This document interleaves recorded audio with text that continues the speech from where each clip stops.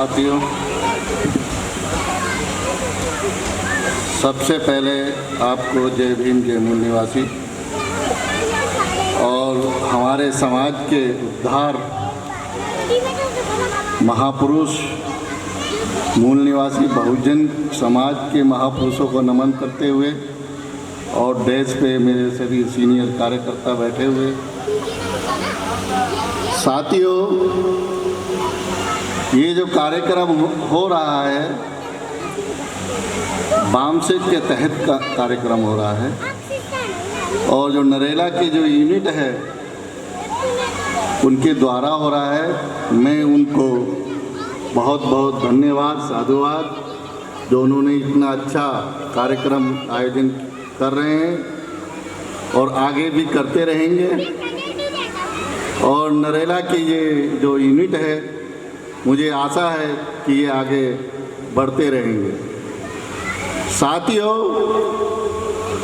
आज बाबा साहब की 130वीं जयंती मना रहे हैं। साथियों, बामसेट और मूल निवासी संघ जयंती मनाने का कोई उद्देश्य नहीं रखता, क्योंकि जयंती मनाने का हमारा कोई मकसद नहीं है, परंतु इसके पीछे जो उद्देश्य है वो अलग है। हमारा संगठन 11 अप्रैल से लेकर 14 अप्रैल तक फूले अम्बेडकरी जयंती मनाता है, क्योंकि ज्योतिराव फूले बाबा साहब के गुरु थे और हमारे उद्धारक। और 1848 से जो मूवमेंट ज्योतिराव फूले ने शुरू किया था, उसको अंजाम बाबा साहब ने दिया। इसलिए ये जो अप्रैल का महीना होता है, जयंती मनाने का जो, वैसे तो हमारे समाज में सभी लोग जयंती मनाते हैं बाबा साहब की, और बाबा साहब की जो जयंती है इंटरनेशनल जयंती मनाते हैं देश विदेश में। परंतु बामसेट ने जब जयंती मनाने का शुरू किया तो उन्होंने ये देखा कि जो आज 14 अप्रैल के दिन जो लोग जयंती मनाते हैं,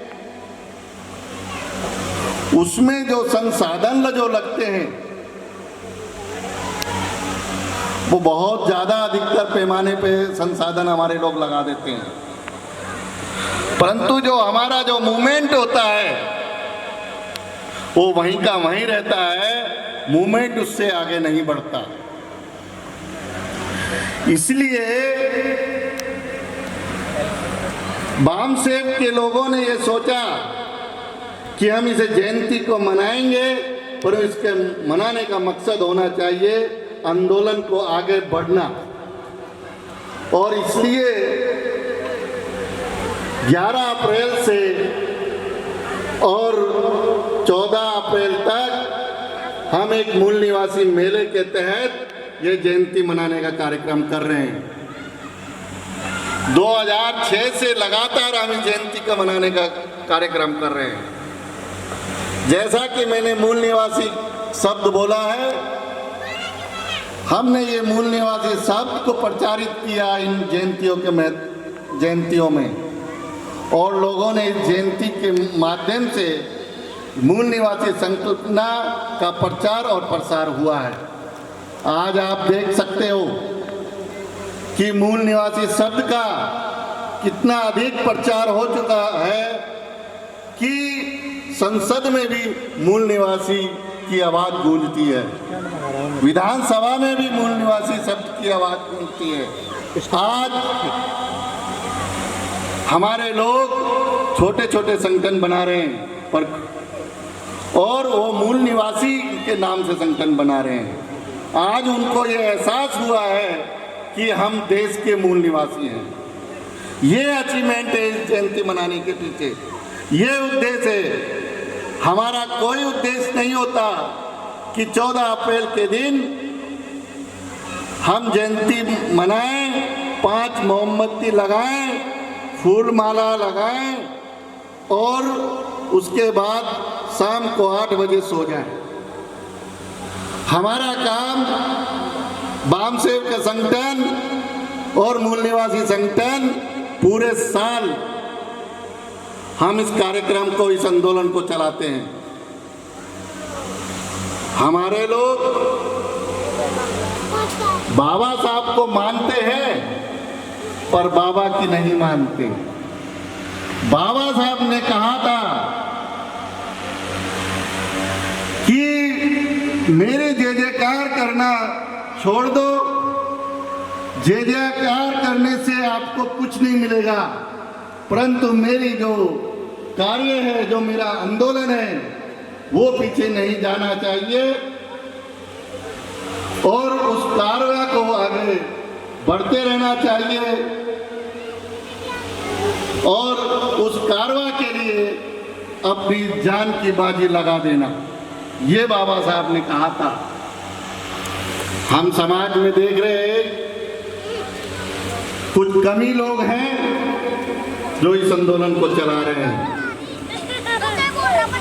बाबा साहब ने बड़े दुख से कहा था कि मुझे पढ़े लिखे लोगों ने धोखा दिया, क्योंकि एक वर्ग, पहले तो बाबा साहब की यही परेशानी थी कि मेरा समाज शिक्षित नहीं है, इसलिए कहा था कि शिक्षित बनो, संगठित रहो, संघर्ष करो।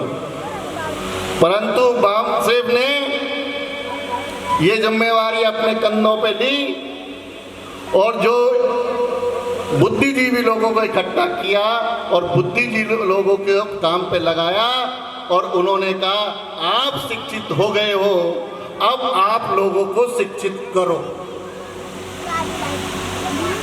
ये बामसेव का नारा लगाया, क्योंकि बाबा साहब ने के सामने शिक्षित लोग नहीं थे, इसलिए उन्होंने ये कहा शिक्षित बनो।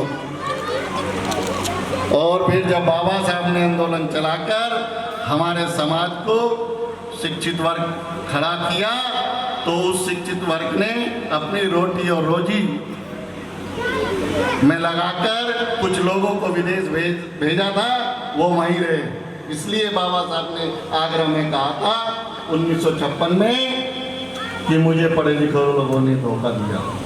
उसके बाद ही ये बामसेव बने। साथियों, फूले अंबेडकरी मिशनरी समानता की विचारधारा पर आधारित है और फूले साहब ने ही हमको दोस्त और दुश्मन की पहचान बताई कि दुश्मन कौन है और दोस्त कौन है, और उन्होंने समानता की विचारधारा पर आधारित हमारे समाज को तैयार किया और उस समाज से हमारे बीच महापुरुष पैदा हुए बाबा साहब अम्बेडकर। और वो बाबा साहब अम्बेडकर जब आंदोलन चला रहे थे तो उन्होंने अपना गुरु माना ज्योतिराव फूले को।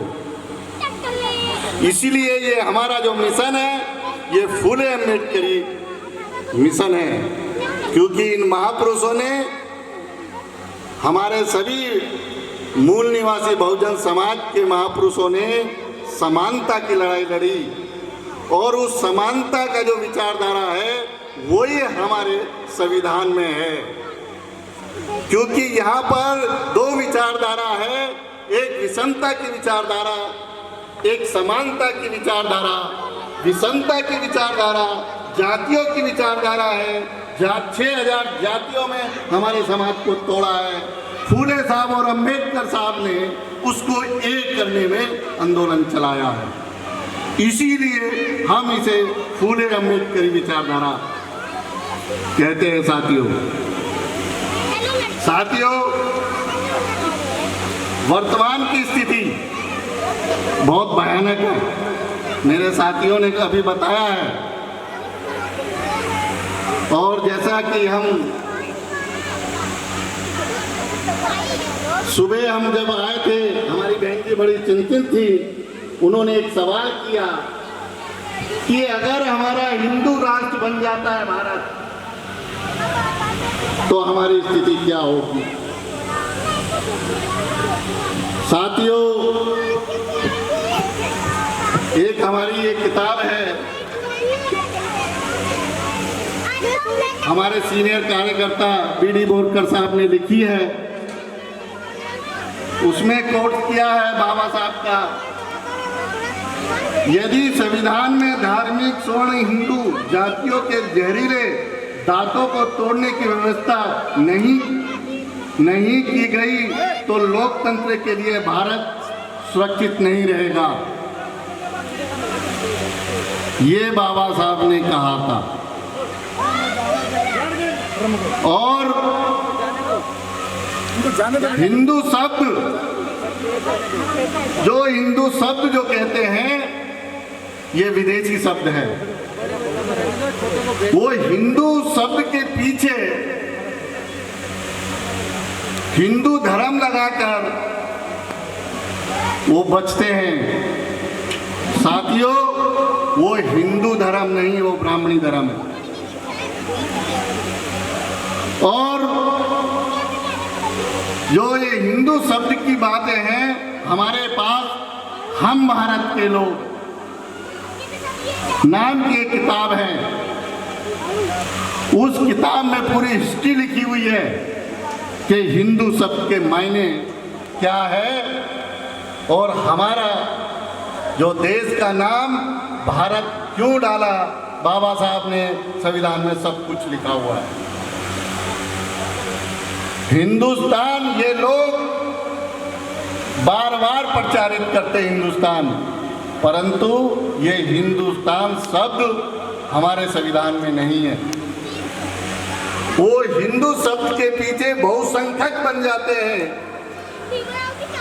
और बहुसंख्यक बनकर वो हमारे जो वोट का अधिकार है वो हम उनको दे देते हैं। बाबा साहब ने कभी भी हिंदू शब्द के विरोध में खड़े होकर हमने कहा, बाबा साहब ने हमेशा ये कहा कि हम हिंदू नहीं हैं, हम हिंदू नहीं हैं। और हिंदू गोल में सभा में हिंदू कहा कि हम हिंदू होते तो सोन हिंदू हमारे ऊपर अत्याचार नहीं करते, वहाँ डिनाई करे हिंदू का।